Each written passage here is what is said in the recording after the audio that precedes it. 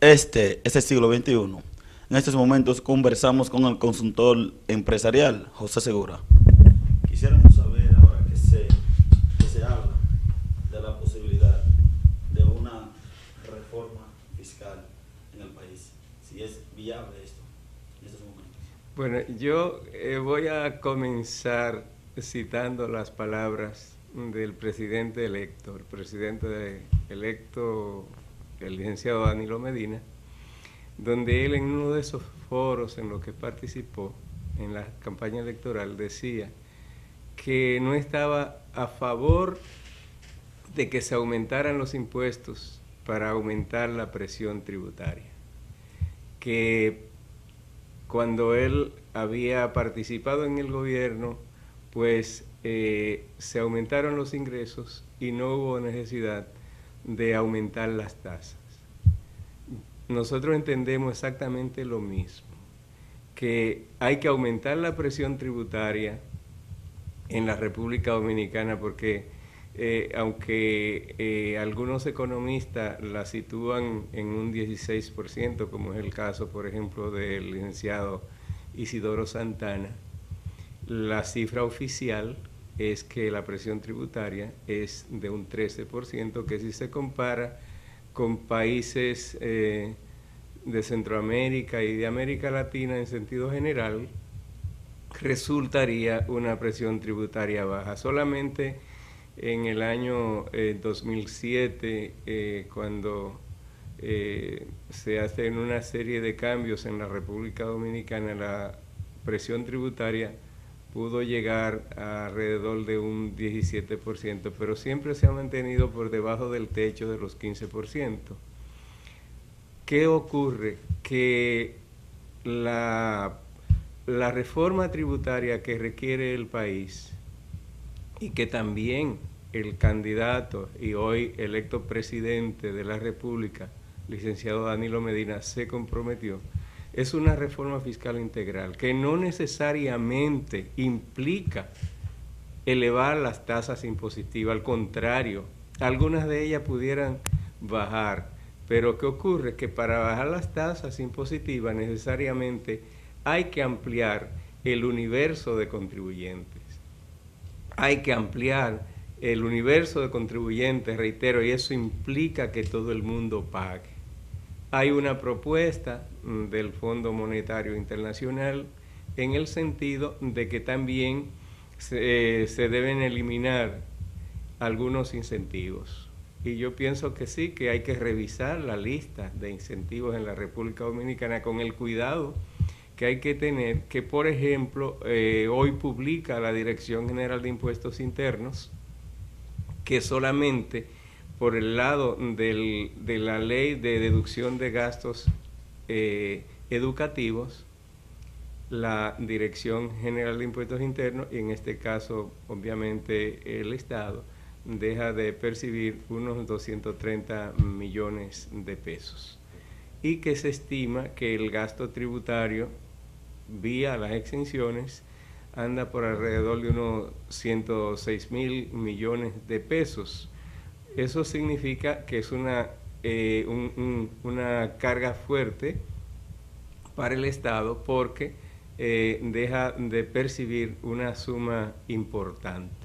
Algunos incluso entienden que es renta y que la renta debería estar gravada independientemente del sector que la produzca para que haya una equidad en el impuesto sobre la renta.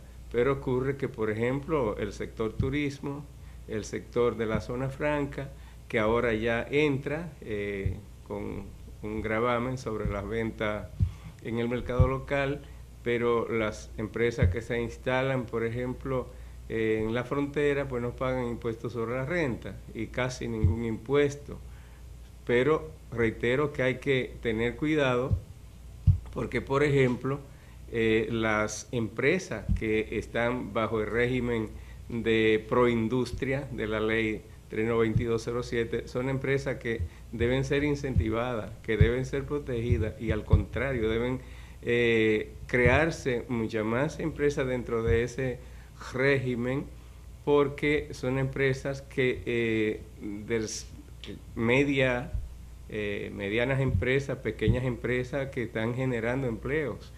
Entonces, de lo que se trata es que la reforma que se haga sea una reforma que toque necesariamente 4 dimensiones, porque las reformas que se han estado implementando en el país hasta ahora han sido reformas que han estado encaminadas fundamentalmente y básicamente al aumento de los ingresos, al aumento de las tasas o a la creación de nuevos impuestos solamente para aumentar los ingresos. Y ese tipo de reforma es una reforma puramente tributaria, no es una reforma fiscal, porque para que sea una reforma fiscal tiene que tocar obligatoriamente el área de los ingresos, obviamente, pero también tiene que tocar el área de los gastos, que no se ha tocado en la República Dominicana. O sea, no se ha afectado el gasto para nada en todas las reformas que se han hecho. Incluso hubo una reforma de rectificación tributaria en el 2006 que había un compromiso de que se obtuvieran 17.500 millones de pesos por el lado de los ingresos y 17.500 millones por el lado de los gastos. Se pretendía unos 35.000 millones. Sin embargo, eso no fue así. Sí se obtuvo el ingreso, pero no se trabajó el lado del gasto. Otra cosa que hay que ver es también los activos del Estado, o sea, cuáles activos el Estado debe tener y cuáles no. No que se piense que se está hablando de un asunto tan sencillo como la capitalización, no, sino que se evalúe cuáles activos deben permanecer en el Estado y cuáles deberían estar en participación del sector privado. Otra cosa que debe contemplar una reforma fiscal integral es el asunto de las deudas, o sea, priorizar esa deuda. ¿Cuáles deudas debe concertar el país? No es lo mismo una deuda a corto plazo que una deuda a largo plazo. Entonces, además, debe incluir una reforma fiscal figuras que existen en otros países, como es la figura del defensor del contribuyente. ¿Qué es el defensor del contribuyente? Es una figura jurídica que se crea con la finalidad de que aquellos contribuyentes que no tienen la posibilidad de pagar a un asesor, de pagar a un contador, y que en ocasiones la Dirección General de Impuestos, no me refiero solamente a esta, en cualquier país donde existe, le hace una determinación de impuestos, ya sea vía oficio o una determinación por una intervención en la empresa. Entonces esa persona solamente tiene en esta oportunidad la misma administración para recurrir y el tribunal contencioso y la parte que pueda seguir hacia la Suprema Corte de Justicia, pero no tiene una oficina que no sea privada para que le sirva de canal, de puente entre la administración tributaria y ese contribuyente que ha sido afectado. Entonces es una figura importante que existe en muchísimos países y que nosotros entendemos que debe ser evaluada la creación de esa figura cuando se haga un consenso para una reforma fiscal integral. ¿Cuál es la necesidad que nosotros vemos de que tiene que haber necesariamente una reforma? Bueno, los compromisos que ha asumido el presidente electo de la República, en el sentido de que se compromete con el 4% para la educación y otros ministerios que deben ser creados o incentivados, y para eso obviamente se necesita ingreso. De manera que este es un momento donde se impone que todas las fuerzas vivas de la nación, las iglesias, el empresariado, el sector público, los senadores y diputados, se pongan de acuerdo para hacer una verdadera reforma que impulse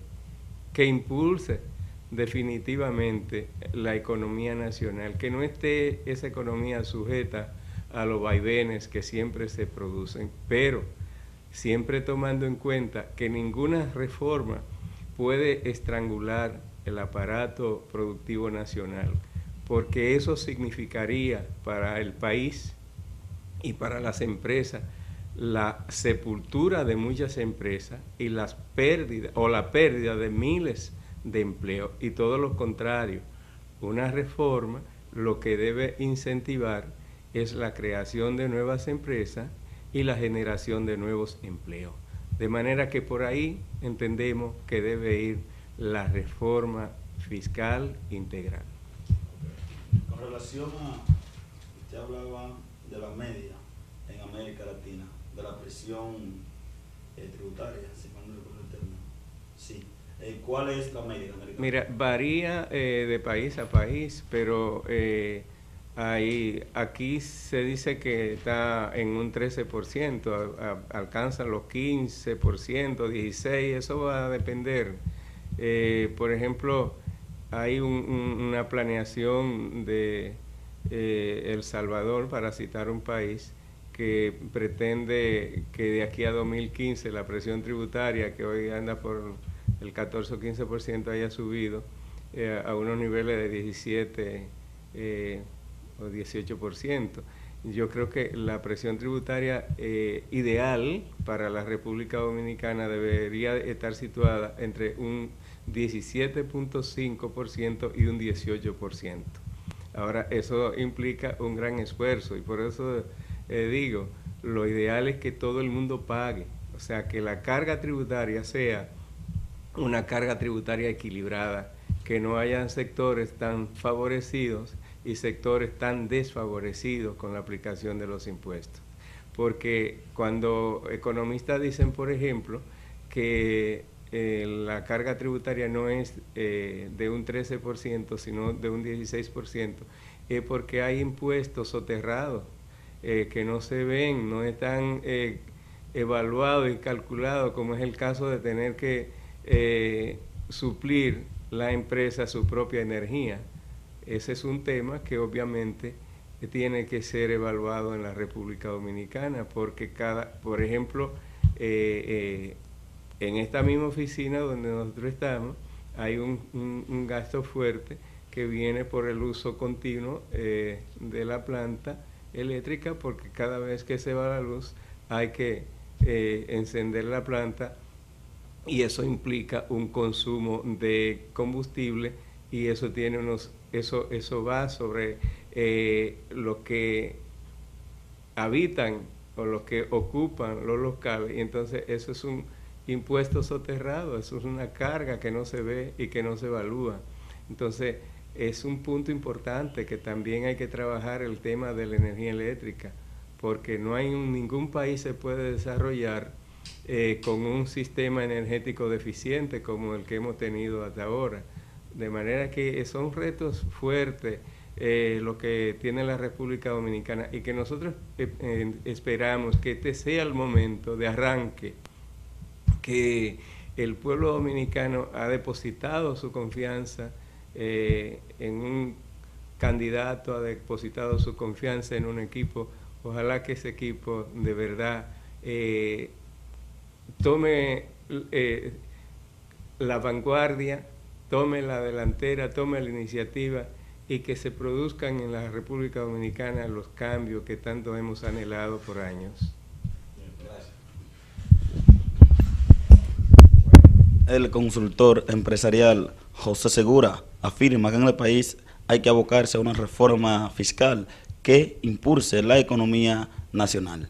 Para el siglo XXI, José Torres.